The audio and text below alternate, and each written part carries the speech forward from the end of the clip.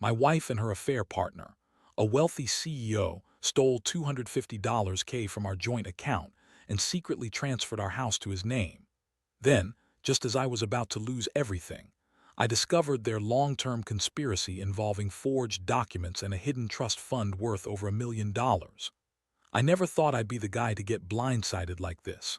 But here I am, sitting in my living room, staring at a bank statement that makes my blood run cold. It's like the ground just shifted beneath my feet. I saw the transfer myself, $250, zero just vanished from our joint account, gone without a trace. And then I found out about the house. The one we'd been dreaming of fixing up, turning into a family home. Turns out it's no longer ours. It's in his name now, some CEO my wife, Lisa, has been sneaking around with. I met Lisa 10 years ago. She was all sunshine and sass, full of life and ambition. We married young, built a life together, and I thought we were solid. We had a good thing going, or so I thought. But lately she'd been acting strange, secretive phone calls, late nights, weird texts. She'd brush it off, say it was work or her friends. She'd lie with that bitchy smile, the one that made me question everything. Still, I wanted to believe she loved me, that maybe I was just overthinking it. Things started to feel off about 6 months ago. She'd get defensive if I asked about her whereabouts, and her phone was glued to her hand. She'd hide it whenever I entered the room. Small things, really, but enough to make me suspicious. I caught her deleting messages once. That's when I started digging. I couldn't shake the feeling that something was seriously wrong. Then came the night I found the proof. I was working late, as usual, but I decided to check her email, something I'd never done before. I'd always trusted her, but curiosity got the better of me. That's when I saw the emails, lots of them. Flirty exchanges with some guy named James, who I later found out was the CEO of a big company. Their conversations went from innocent to downright obscene. They were planning secret meetups, talking about sex, and all the while, she was pretending to be the perfect wife at home. It hit me like a ton of bricks. My wife, the woman I loved, was cheating on me with a man worth millions. And it wasn't just the affair, it was the money. The transfers, the house, the trust fund. All of it was part of a long-term scheme. I found bank statements showing she'd transferred $250,000 from our account into some account under his control. The house. She'd signed documents that transferred ownership to him behind my back. I was furious, devastated, and utterly betrayed. How could she do this to me? How could she lie so easily? I sat there for hours trying to process what I'd uncovered. The worst part, she lied to my face every time I confronted her about her late nights or her strange behavior. She'd call me paranoid or insecure, tell me I was imagining things. But I knew better now. I had the evidence, and I wasn't going to let her get away with it. I decided I had to confront her, but I also knew I needed a plan. This wasn't just about catching her cheating. It was about taking back what's mine, my money, my house, my life. I did know what was coming next, but I knew I couldn't trust her anymore. That's when I started to plan my revenge. The confrontation came sooner than I expected, and it was everything I'd feared, but also somehow worse. I waited until she got home from her business trip, a trip she'd been using as an excuse for her constant absences. When Lisa walked through the door, her smile was tight, her eyes darting around as if she knew I was waiting for her. I had the documents, the bank statements, the emails, all laid out on the table like a trail of breadcrumbs. She saw them immediately, her face twisted with a mix of shock and contempt. "What is this?" I demanded, voice trembling but firm. Her lips curled into that familiar bitchy smirk, the one that always made me feel like I was the idiot in the room. "Oh, that. You're overreacting, honey, just some business stuff, nothing to get worked up about." But I wasn't buying it. I pointed to the bank statements, the transfer details, the ownership papers. "You stole $250, $0 from our account. You transferred the house into his name. Tell me what the hell is going on, Lisa?" She crossed her arms, leaning back slightly, and rolled her eyes.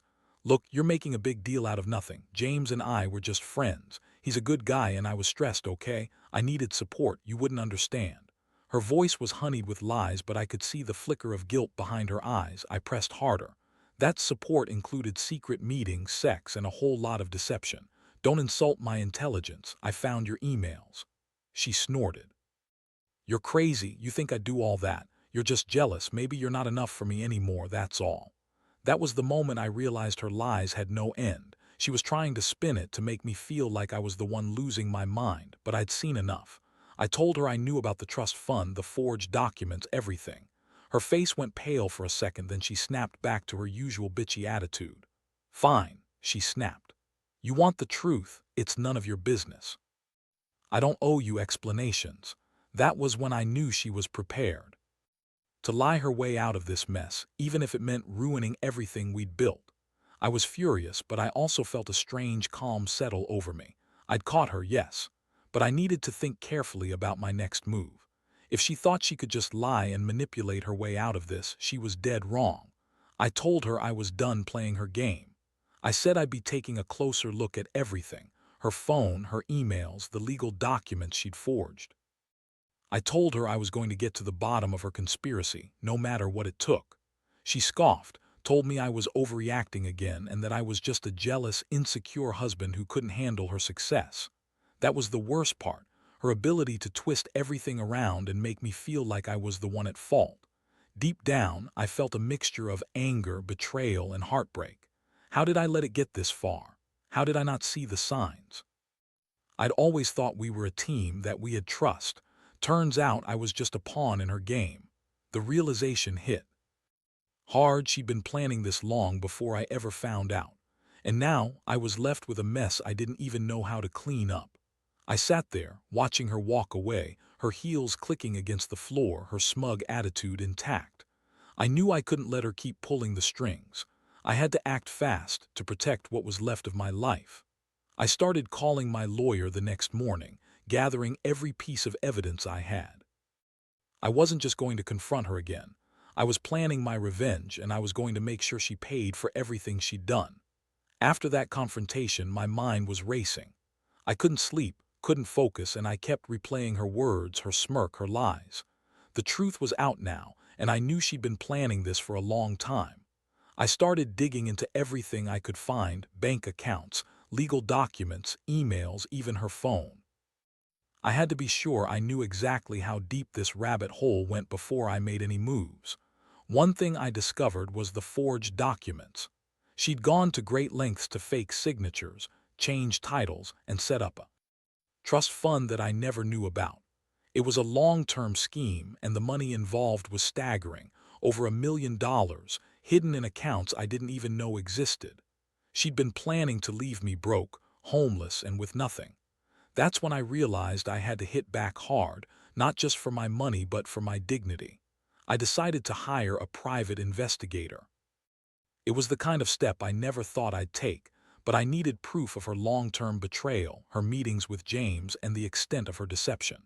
The PI found her secret meetings, took photos of her with James at fancy restaurants, and even caught her entering a private office building downtown. It was all there: the affair, the money laundering, the forged documents. I had everything I needed to go to the lawyer and the authorities. Meanwhile, Lisa kept lying. She'd call me paranoid, accuse me of spying, and insist she was innocent. She'd say she loved me, that it was all just a misunderstanding, that James was just a client or some sort of business associate. But I could see through her bullshit now. Her lies were thin, and her guilt was eating her up. I knew I had to be strategic. If I confronted her again without evidence, she'd just spin it and try to manipulate me. So I set a trap. I called her bluff, told her I knew everything and that I was going to take legal action. I told her I was calling the police about the stolen money and the forged documents. That was when she finally cracked. Her voice trembled, and for the first time I saw her real fear. She begged me to drop the charges, promised to give me everything back, and even claimed she'd end her relationship with James. I didn't trust her for a second, but I knew I had to make her believe I was serious. I also contacted a lawyer specializing in financial crimes and divorce. We drafted a plan. She'd be served with papers, and I'd start the process of reclaiming what's mine. I wasn't just after the money. I wanted her to pay for the betrayal, for the lies, for the years I wasted trusting her. I wanted her to understand that I was no longer the naive guy she could manipulate anymore. The hardest part was the emotional toll, every time I looked at her, I saw a stranger, someone capable of betrayal on such a grand scale. I felt sick, betrayed, and humiliated, but I also felt a strange sense of clarity. I realized I'd been giving her too much power, too much trust. Now I was taking back control. I wasn't going to let her ruin me, not without a fight. In the end, I knew this was just the beginning. The legal battle, the fallout, the damage to our marriage, it was all coming. But I was ready. I was going to fight for my money, for my reputation, and most of all, for my dignity. I never thought I'd find myself in this situation, but here I was, standing up to the biggest betrayal of my life. And I wasn't going down without a fight. The day I served her with the legal papers was one of the most surreal moments of my life. I'd carefully coordinated everything, had the process server come during her supposed work meeting, when she was supposedly out of town. Watching her open that envelope, her face drained of color, was almost satisfying. She looked at the papers, her hands trembling, and then she started to scream. Not just a typical tantrum, but a full-blown meltdown. She yelled, called me every name in the book, accused me of ruining her life, of being paranoid, of being jealous. Her voice cracked as she spat out, "You're overreacting. I didn't do anything wrong. You're just insecure because I'm successful and beautiful and you're jealous of James. You're crazy and I don't need you anymore." That was a lie, of course. She needed me just as much as I needed her, but her words didn't matter anymore. Her lies didn't matter. I knew the truth and I was ready to fight for it. I stayed calm, even though inside I was boiling. I told her I had all the evidence, her emails, the bank transfers, the forged documents, the photos of her with James. I told her I was going to take her to court for everything. Our house, the trust fund, the money she stole. And I made it clear I wasn't backing down. Her face twisted in rage, but she knew she was cornered. That night she tried to manipulate me one last time. She begged, cried, said she'd do anything to fix this. She claimed she loved me, that she was only with James because I wasn't enough, that she'd leave him if I just forgave her. It was the same old song, lies, lies, lies. I knew she was desperate, but I wasn't buying it anymore. I realized her entire life had been built on lies, and I was done being a pawn in her game. I told her she could leave if she wanted, but I wasn't going to let her take a single cent more. I was filing for divorce and I was going to fight for everything she'd stolen, our house, the trust fund, the money. She looked at me with pure hatred and stormed out of the house. I stayed behind, feeling a strange mix of relief and emptiness. I had finally taken the first real step toward reclaiming my life. Over the next few days, I worked with my lawyer, gathering more evidence, preparing for the inevitable court battles. I also started to piece myself back together. It was hard. Every time I saw her on the news or saw her trying to spin her lies to friends and family, it stung. But I knew I had to stay strong for myself. I'd been betrayed on a scale I never thought possible, but I wasn't going to let her ruin me completely. The most shocking part was discovering the trust fund she'd hidden, an account I never knew about, worth over $1 million, set up in her name but secretly controlled by her. It was all part of her plan to leave me with nothing. She'd forged documents, manipulated legal papers, and even tried to get me declared incompetent so she could control everything without my knowledge. The extent of her deception was staggering. That realization hit me hard. I'd been blind, trusting her for so long, thinking we had a future. Instead, she'd been plotting her escape, using me as a pawn. I felt a wave of anger, but I also felt a strange sense of clarity. I knew I had to fight for what was rightfully mine, and I was ready to do whatever it took. It was going to be a long road, but I wasn't going down without a fight. I had to protect what was left of my life and start rebuilding from the ruins she left behind. The months that followed were a blur of legal battles, sleepless nights, and a constant feeling of betrayal that refused to fade. I threw myself into the fight, hearing the best lawyers I could find, and pushing every legal button I knew to expose her lies and recover what she had stolen. Every day was a new shock, more forged documents, more hidden accounts, and her relentless attempts to manipulate the system. She knew she was losing, and her desperation only made her more unpredictable. One day I got a call that shattered my last bit of hope. The court had issued an order freezing her accounts, including the trust fund she'd hidden. It was a relief, but also a stark reminder of just how deep her deception went. She'd gone to great lengths to cover her tracks, forging signatures, creating fake documents, even trying to bribe some of her own friends to lie in her favor. But I had the evidence. I had the truth. I also discovered that her affair with James was more than just a fling.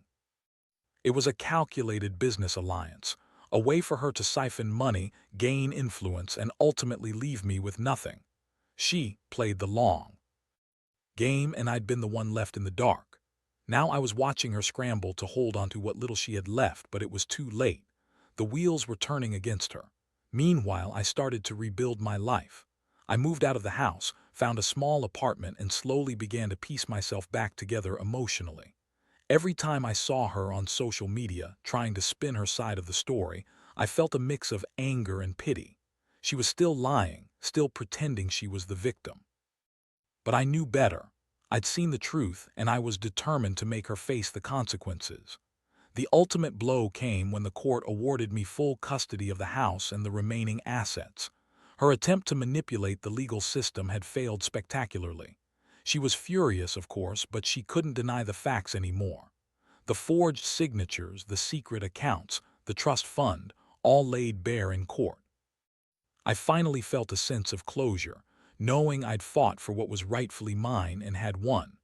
But the biggest lesson I learned through all of this was how fragile trust really is, and how dangerous lies can become. Lisa's greed and her need for control had pushed her to the brink, destroying everything we'd built. I realized I'd been blind for too long, trusting blindly, believing in the good of someone who was capable of such deception. I'll never fully forget the pain, but I also know I'm stronger now. I've learned to be cautious, to trust my instincts, and to never let someone manipulate me again. As I look ahead, I'm trying to rebuild my sense of self, piece by piece. I don't know what the future holds, but I do know this: I will never let betrayal define me. I'm done with the lies, the secrets, and the betrayal. Moving forward, I want honesty, respect, and a life built on truth. That's the lesson I want to carry with me. Trust is fragile, but it's worth fighting for. And I'll never let anyone take that away again. Looking back now, I realize how close I came to losing everything: my money, my house, my sense of stability. The betrayal was cold and calculated, a long con that I never saw coming until it was almost too late. It's strange how someone you trust implicitly can turn out to be your biggest enemy. Lisa's greed, her lies, her manipulations, they all unraveled in a way I never expected. But I also learned something invaluable through it all. I am stronger than I thought. I used to believe that love and trust could conquer all, but now I see that trust is fragile and must be guarded fiercely. People can hide their true intentions behind pretty smiles and perfect appearances. I was blinded by the life we built, the house, the money, the comfort, and I ignored the signs that she was slipping away from me emotionally, then financially. I wish I'd seen it sooner, but I suppose nobody ever really wants to believe the worst about someone they love. Now I focus on rebuilding my life piece by piece. I've cut ties with her completely, moved out, and started fresh. I've learned to be cautious, to verify everything, and to listen to my gut. I've also become more aware of the importance of financial independence and legal safeguards. Trust, I've learned, isn't just about love. It's about protecting yourself from the kind of betrayal that leaves you broken and betrayed. The experience has changed me profoundly. I no longer take things at face value, and I'm more careful with whom I share my life. I also have a renewed sense of self-worth. I know now that I don't need someone who manipulates, lies, and steals from me. I deserve honesty, loyalty, and respect. Looking at the future, I'm hopeful. I've learned that even in the darkest moments, there's a chance to rebuild and grow stronger. Betrayal hurts, but it also teaches resilience. I want others to know that if you're going through something similar, trust your instincts, get legal advice early, and never underestimate the power of evidence. Protect yourself, because at the end of the day, nobody else will do it for you. Most importantly, I've come to realize that life is too short to waste on people who don't value you. I may have lost my wife's trust, but I gained clarity about what I need and what I deserve. And that's a lesson I'll carry with me forever. Never let anyone steal your peace, your money, or your dignity. Stand up, fight back, and never settle for less than the truth.